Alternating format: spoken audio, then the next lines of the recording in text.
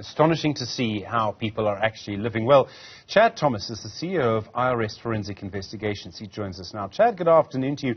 A big element of the story around illegal mining is guns and illegal guns. It seems they have easy access to these guns.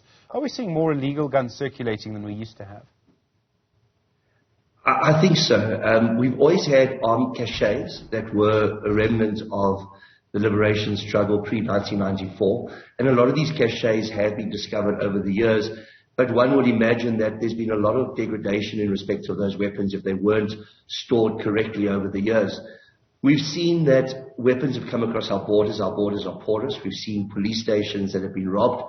We've heard about evidence lockers in police stations being emptied of their weapons and sold on the streets. We've seen the conviction of a colonel from the Vaal Triangle for dealing in firearms that had been handed into the South African police services that landed up on the streets of Cape Town.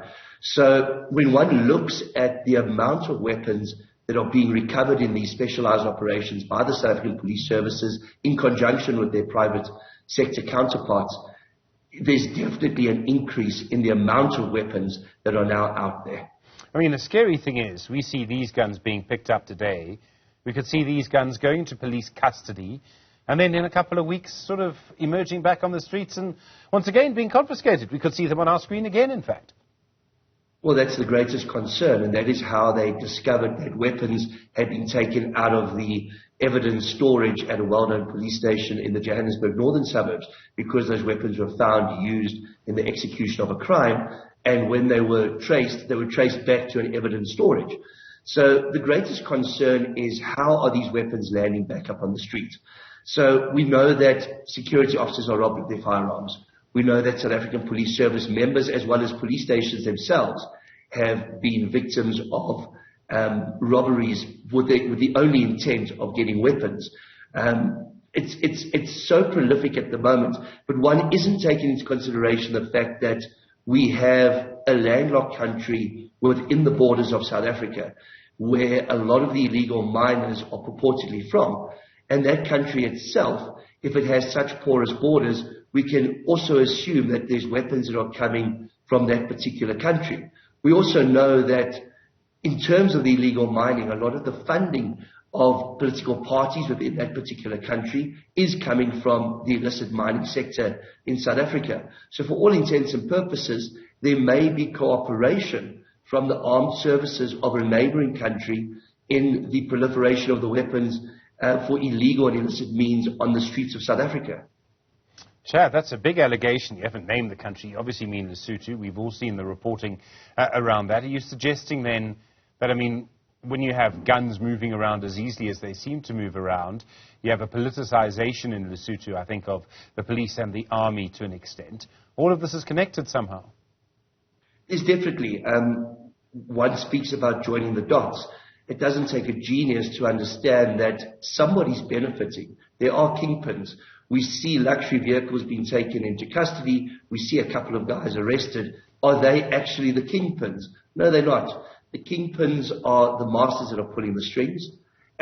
Like you said, they may be very politically connected. And of course, there's the market itself in South Africa. Somebody's able to take that product and to legitimize that product and introduce it into the mainstream economy. So there's a lot of players that are involved here, and there's a lot of benefactors as a result of this illegal mining, which is why we've seen these turf wars, which is why we've seen an increase in the weaponry that's being used. And when one looks at this raid in particular, 15 AK-47s, an R5 rifle, 2 shotguns, 6 hunting rifles. This isn't criminals that are guarding themselves against a possibility of an attack. They know that they're going to be attacked. And it's not the police that they're concerned about or the private security companies. It's rivals, because there's just so much money involved in this illicit market. Can guns be tracked? I know you can track them through ballistics. In other words, you'd fire a gun, you'd fire a bullet, and you'd examine the bullet, and you can see, what that bullet's been used for. But is there a way to know if a gun which has been seized today from these illegal miners was once in police custody? So I'm not a ballistic expert. You're 100% right in respect of ballistic reports in terms of what we call rifling, where they can determine the projectile from what weapon it emanates if they have that weapon on record.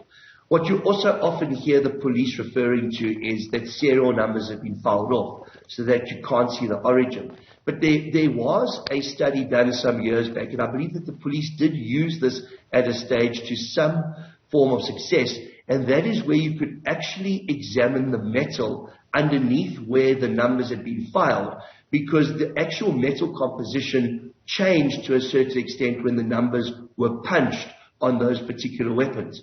But as I said, I'm not a ballistic expert, but if there's a need and a desire to trace the weapons from whence they came, it can be done. Thank you very much indeed. Chad Thomas is the CEO of IRS Forensic Investigations.